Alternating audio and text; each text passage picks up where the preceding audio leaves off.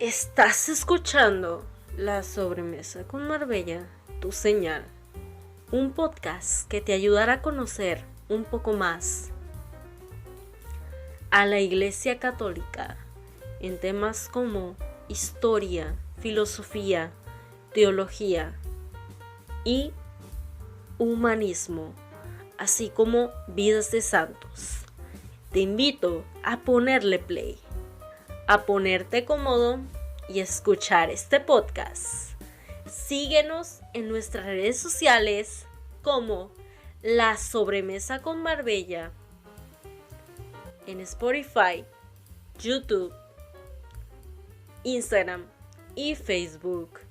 Bienvenido. Escúchanos todos los jueves por la misma señal, la señal que te conecta con Dios. Estamos a días de la Navidad, 10 días. El Adviento es un tiempo propicio para hacer un examen de conciencia, ver qué está pasando en nuestra vida, reflexionar y cambiar. Las obras de caridad es algo muy importante que te ayuda a cambiar el camino, a preparar la venida de nuestro Señor Jesucristo. Maranatá, ven Señor Jesús. Los creyentes en Jesús nos vestimos de primavera cuando está a punto de entrar el invierno. Adviento, tiempo de esperanza y de vigilancia.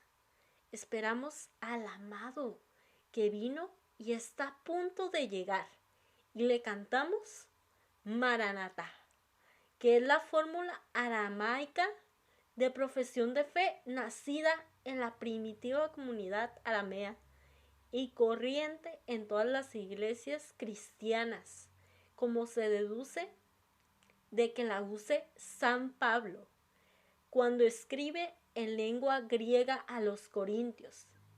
Primera de Corintios 16:22 y equivale a la traducción griega del Apocalipsis 22:20. Ven Señor Jesús. Ven Señor Jesús, que Jesús nos toca a la puerta.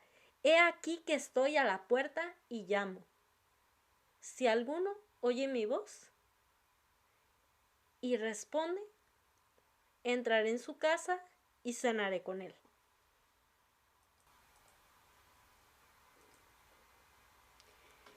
Y es que toda la liturgia de Adviento está sintetizada en el prefacio que nos anuncia la venida del Señor en la humildad de nuestra carne y la promesa de que vendrá de nuevo en la majestad de su gloria. Es por eso que semanas antes de iniciar el año litúrgico, nos preparamos. Si bien recuerdo, desde octubre las lecturas nos vienen anunciando la llegada de nuestro Señor en gloria y majestad. La expectativa ante el retorno del Señor polariza nuestra atención y nutre nuestra oración. A ti, Señor, levanto mi alma, en ti confío. No quede yo defraudado, que no triunfen mis enemigos sobre mí. Es por eso que nos confiamos ante la misericordia de nuestro Señor. Estas palabras son del Salmo 24, las palabras que acabo de pronunciar, no quede yo defraudado, que no triunfen mis enemigos sobre mí, son del Salmo 24, de la antífona de entrada. Nos confiamos a Dios.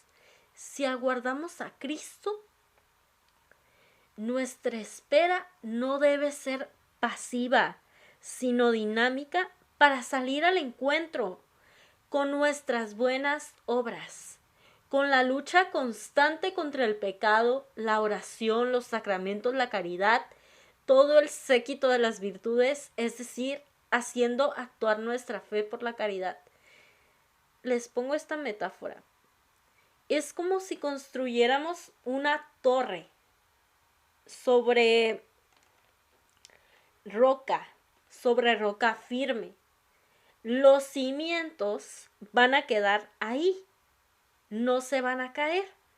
Pero en cambio, como ya lo dice Jesús en sus parábolas también, si construimos una torre en una playa sobre arena, obviamente no va a resistir la gravedad, no va a resistir esta torre, porque está construida sobre cimientos débiles, produciendo los frutos del Espíritu Santo: caridad, gozo, paz, paciencia, benignidad, bondad, longanimidad, mansedumbre, modestia, continencia y castidad, que esto ya es tema para otro podcast. Este tema de los frutos del Espíritu está muy interesante. Ya viene siendo también para otro podcast, pero se mete aquí, viene a dar aquí en el Adviento, en Maranatá. Escribe Juan Pablo II en su carta apostólica ante el tercer milenio que para conocer la verdadera identidad de Cristo es necesario que los cristianos vuelvan con renovado interés a la Sagrada Escritura, a la liturgia tan llena del lenguaje de Dios, a la lectura espiritual.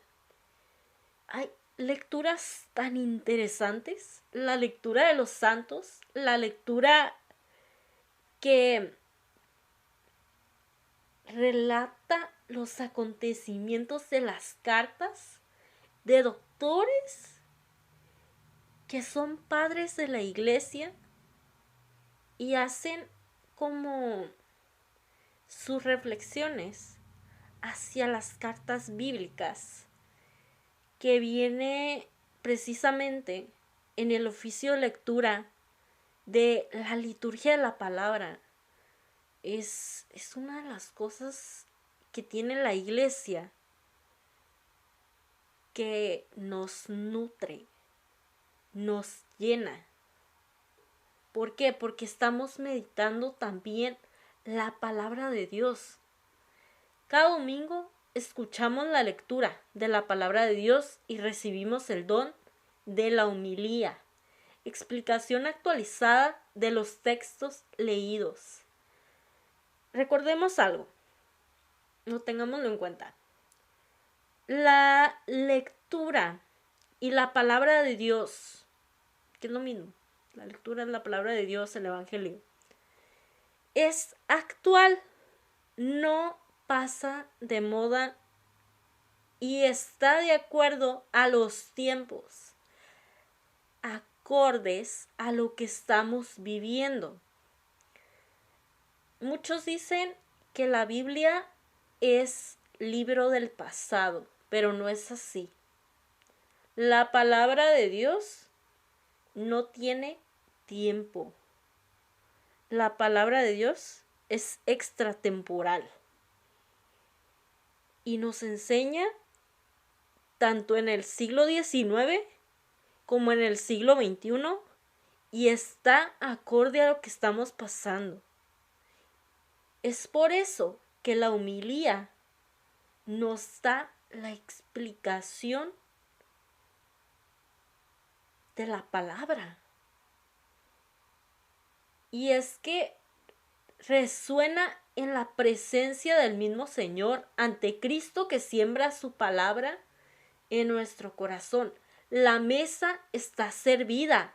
El alimento de la palabra y el alimento eucarístico se nos dan para que nuestro camino, éxodo de este mundo hacia el Padre, nos alimentemos enfermos y fatigados por aquel que nos alimenta, consuela y fortalece. Como no podemos comprender y asimilar la Escritura con nuestras pobres fuerzas, de manera que su lectura sea fructuosa y la palabra de Dios opere en nosotros, necesitamos orar la palabra. Y esto, a la luz de la lectio divina, experiencia de Israel y de la Iglesia, ya desde antiguo se oraba con la palabra y se escuchaba la palabra en la oración. Pero se preguntarán aquí, los que no han escuchado, los que no se dan como idea de lo que es la lectio divina. La lectio divina es la lectura de la palabra de Dios. Por ejemplo, se puede escoger un evangelio determinado y un capítulo. Pero antes de escoger el evangelio y el capítulo determinado, se inicia con una oración para la invocación del Espíritu Santo. Para que de esa manera el Espíritu Santo nos inspire. Leemos el evangelio, lo releemos, reflexionamos lo que nos dice y ojo, aquí, ojo, atención. Siempre la lectio divina va acompañada de la acción. La lectio divina, para que sea una lectio divina fructuosa, tiene que estar acompañada de la acción. ¿Qué nos lleva o qué nos dice esta lectura de la palabra de Dios? ¿Qué te dice a ti? ¿Qué me dice a mí? ¿En qué puedo mejorar? ¿Qué puedo hacer para ser mejor? ¿Qué puedo hacer para tener más virtudes? ¿Qué puedo hacer para ayudar al otro? Generaciones de cristianos oraron así, sin ceder a una piedad no bíblica que no reconociera el señorío absoluto de la palabra en la vida de oración de la Iglesia.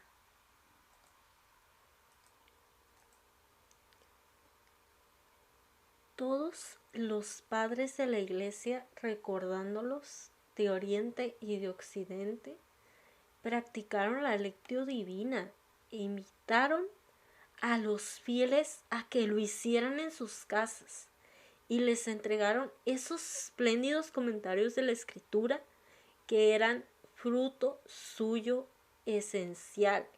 Los monjes la convirtieron en el centro de su vida en sus monasterios, llamándola la ascesis del monje, su alimento diario, pues no solo de pan vive el hombre, sino de toda palabra que sale de la boca de Dios. Deuteronomio 6:3 y Mateo 4.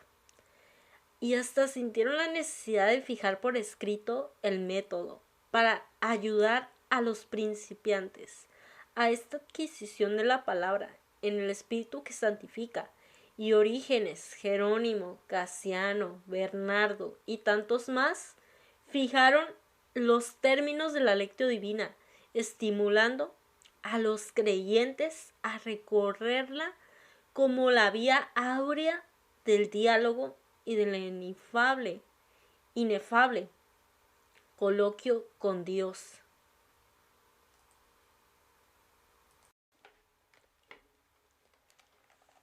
Por último, algo que no se me puede pasar es que el lunes estaba viendo la tele, estaba viendo la misa, el contexto de la celebración de la Basílica de Guadalupe, de las apariciones marianas en la Basílica de Guadalupe en 1531, 491 aniversario, que ya merito, nos faltan 9 años para que se cumplan los 500 años.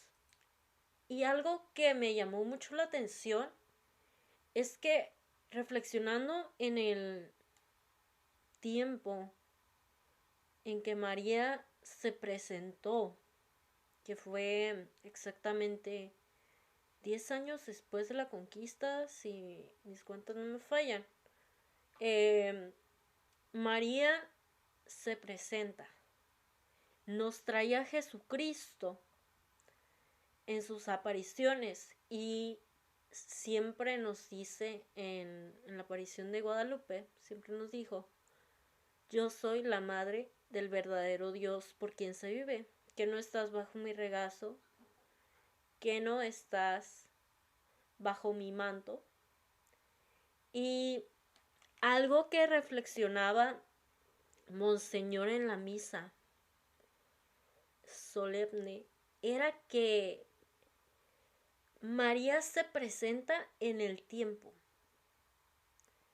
pero en esas apariciones lo extraordinario fue que María se presenta a nosotros en nuestro tiempo. Jesús sabemos que es extratemporal. Jesús no tiene tiempo, Jesús es eterno, Jesús es divinidad y es Dios y es hombre, que se encarna en el seno de María en un determinado tiempo. Claro está. Nosotros tenemos nuestros horarios, tenemos nuestros tiempos, tenemos minutos, horas, segundos, años, lustros, décadas, pero el cielo es eterno. El cielo siempre nos habla de eternidad. Y viene desde la eternidad, desde siempre, encarnarse en el seno de María, la Madre del Salvador, el único Salvador. Pues no hay que esperar ningún otro Salvador del mundo. Nos invita a recibirlo y a quererlo. Virgen bendita entre todas las mujeres, y bendito el fruto de tu vientre. Ven a librar al pueblo que tropieza y quiere levantarse. Prepáranos tú, limpiando nuestro corazón para recibir la Eucaristía a punto de ser inmolada en el altar, con la que nos alimentas para darnos las fuerzas que necesitamos.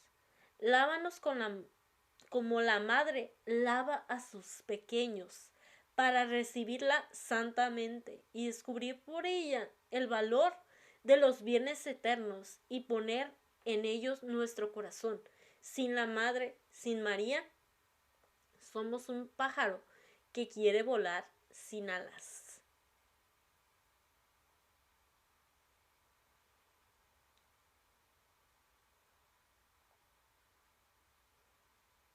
Y es que Isaías, que es un gran poeta, nos ha dejado esta oración, una joya de la literatura bíblica. El profeta se adelanta a Jesús a invocar a Dios Padre y Redentor, pues parece que así oraba ya entonces en Israel. Es un grito angustiado y confiado, proferido por los israelitas cuando ven lejos el día de la intervención salvífica de Dios. ¿Por qué nos sigues dejando en el pecado? ¿Por qué no borras en nosotros sus huellas? Es claro que Isaías, los profetas, también pasaron por ese grito de angustia, también pasaron por ese grito de miedo que gritan y le dicen a su padre: ¿por qué nos dejas en el pecado? Y es normal hasta cierto punto enojarnos con Dios.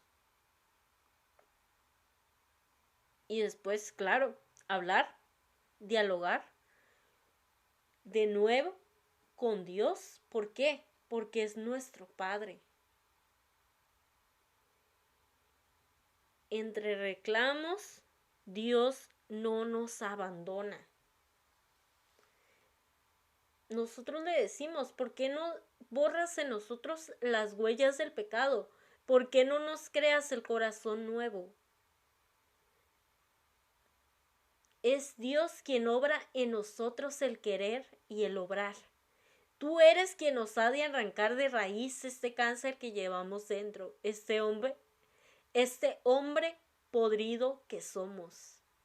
Tú eres el autor del hombre nuevo, creador a imagen de Dios en justicia y santidad. Esta frase simplemente es de Efesios 4:24. Pero vuela la mente, vuela. ¿Por qué? Porque somos creados a imagen de Dios. Simplemente. Y tan somos creados a imagen de Dios, es que por gracia y porque Jesús muere en la cruz, nosotros podemos vencer al pecado. Y es que no estamos solos. No estamos solos. Hay tantos ahí con nosotros, tantos intercediendo por nosotros, que cuando nosotros nos sentimos solos, solo es cuestión de mirar para arriba, de recordar que tenemos a los santos. Tenemos a tantos santos que ya nos antecedieron, que están en la iglesia triunfante, que ya están gozando de la presencia de Dios, que cuando nos sintamos solos, simplemente es cuestión de llamarlos en oración. Comunicarnos con Dios también, como lo hicieron ellos en vida.